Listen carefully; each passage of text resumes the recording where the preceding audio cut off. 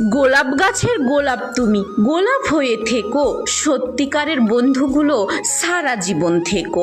So hello everyone, আসসালামু আলাইকুম। 2026 তো চলেই এসেছে, তো কে কে পিকনিক করেছো অবশ্যই আমাদেরকে বলো কিন্তু। তো আমরা তো এখানে পিকনিক করে নিয়েছি।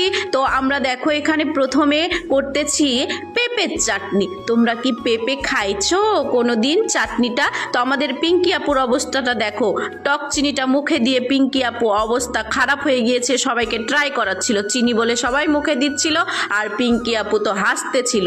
সো এখানে আমি একটু ক্যামেরাটা ঘুরিয়ে দিলাম, আমাদের লোকেশনটা তোমাদেরকে দেখিয়ে দিলাম। তারপরে তো এখানে পিঙ্কি আপুর একটু ক্যালামি দেখালাম, মানে স্টাইলস। এখানে পিঙ্কি আপুর ছেলে চিনি খাওয়ার জন্য একদম পুরো পাগল, পিঙ্কি আপু শুধু চিনি পাগল।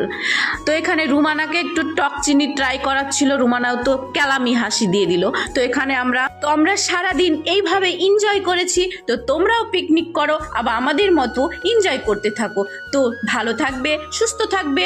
ধন্যবাদ সবাইকে।